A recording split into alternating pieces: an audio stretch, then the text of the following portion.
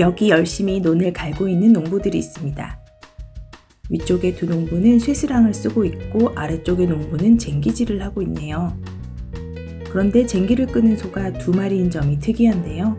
이렇게 소 두 마리에 쌍멍에를 지우는 것을 쌍결이라고 하는데 지금은 보기 어렵지만 조선시대에는 힘이 많이 드는 땅에서 농사 지을 때 이렇게 쌍결이를 썼다고 합니다. 당시 농부들이 소를 얼마나 귀하게 여겼는지를 보여주는 이 그림은 풍속화의 거장 단원 김홍도가 30대 중반에 그린 것으로 추정합니다. 보물 527호로 지정된 단원 풍속도첩은 빠르고 힘찬 필선으로 생동감 있게 그려낸 인물들, 역동적이고 극적인 화면 구성이 특징인데요. 농부들의 질박한 삶을 단원 특유의 유려하면서도 힘찬 선으로 잘 나타낸 또 한편의 작품 타작도를 볼까요? 볕다 옮기기, 알곡 털기, 알곡 쓸어 모으기 등 추수의 전 과정이 한 화면 속에 다 담겨 있는 가운데 볏짚을 베개 삼아 느긋한 자세로 누운 채 농부들을 감독하고 있는 양반은 귀찮은 듯한 표정을 짓고 있습니다. 그런가 하면 열심히 일하는 농부들의 표정에는 활기가 돌고 노동을 즐기는 것처럼 느껴지는데요. 김홍도의 풍속화가 대부분 그렇듯이 타작도에서도 신분사회의 모순을 풍자적인 방식으로 표현하고 있습니다. 관중들이 빙 둘러앉아 있는 전형적인 원형 구도로 보는 이의 시선을 단번에 끌어당기는 작품 씨름. 공책만한 작은 크기의 그림 속에 저마다 다른 표정을 짓고 있는 22명의 사람이 있고 이들의 표정만 봐도 씨름 선수 중 누구를 응원하는지 알아차릴 수 있죠. 단오 무렵인 듯 부채를 든 사람들도 있고 모두 씨름끝만 뚫어져라 쳐다보고 있는데 딱 두 사람만 다른 곳을 보고 있네요. 마냥 싱글거리는 엿장수와 그 엿장수만 바라보고 있는 소년인데요. 만약 그림의 시선이 온통 가운데로만 가 있다면 그림의 맛이 오히려 덜할 텐데 이 둘의 시선 덕분에 그림에 바람이 드나들고 있습니다. 사내를 똑바로 쳐다보지 못하는 젊은 안악의 표정까지 그려낸 우물가. 울고 있는 아이와 훈장님의 난감한 표정이 생생한 서당. 새참 먹는 사람들을 그저 바라볼 수밖에 없는 개의 표정까지 담아낸 새참. 무동에서는 악사들의 신명나는 풍악 소리가 들리는 것 같지요. 1778년 34세에 그린 행려풍속도 팔복병풍에는 활기찬 표정으로 생선활동에 종사하는 서민들의 다양한 생활 모습뿐 아니라 남녀 간의 은근히 오가는 시선까지 담겨 있어 당시의 시대상과 분위기를 생생하게 느낄 수 있어요.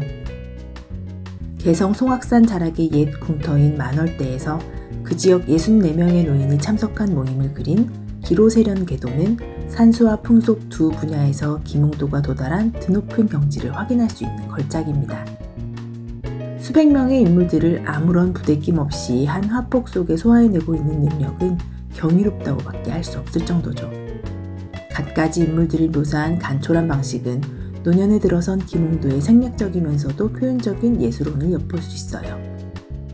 김홍도는 그저 그림을 잘 그린 것이 아니라 무엇을 그려도 아주 우리만의 멋과 맛이 우러나게 그려서 가장 조선적인 화가라고 불렸습니다. 그런가 하면 장 프랑수와 밀레는 19세기 프랑스에서 일하는 사람들의 평화롭고 성실하며 투박한 모습을 있는 그대로 보여준 화가입니다. 비단 우리나라뿐 아니라 유럽의 농촌에서도 소는 소중한 재산이었는데요. 밀레의 작품 송아지의 탄생을 보면 이를 확인할 수 있답니다. 농부들이 갓 태어난 송아지를 들것에 태우고 이동하고 있네요. 아마도 암소가 밭에서 일하는 중에 송아지를 낳은 모양입니다.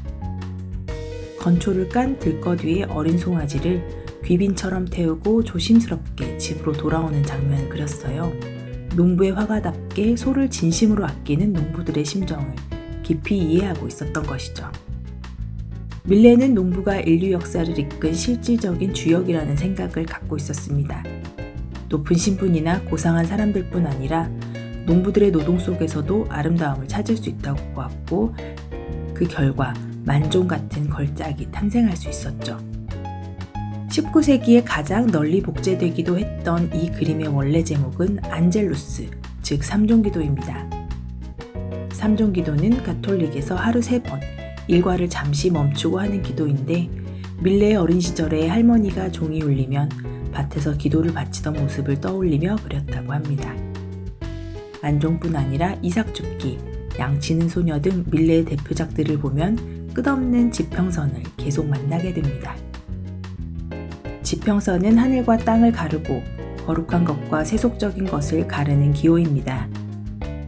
이렇게 밀레의 주인공들은 결코 외부를 탓하지 않고 모든 것을 자신의 인내심과 의지, 신앙으로 극복하려 합니다. 그 가운데에서도 괭이를 든 사람은 참 인상적인 작품입니다. 고된 노동으로 지친 남자가 괭이에 그 온몸을 의지하고 있어요. 고된 노동에서 오는 육체적 피로를 묘사하는 데 있어 어느 화가도 밀레를 따라올 수 없었죠. 이 사람은 너무 오랫동안 구부리며 일하느라 허리를 펼 수 없을 정도이지만 그의 처절한 표정 앞에서 깊은 인간적인 공감과 종교적인 경외감마저 느껴집니다.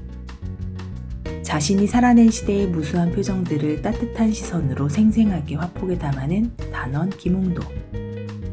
자연의 일부분처럼 살아가던 농부들의 삶 속에 숨겨진 아름다움을 보여준 장 프랑스와 밀레.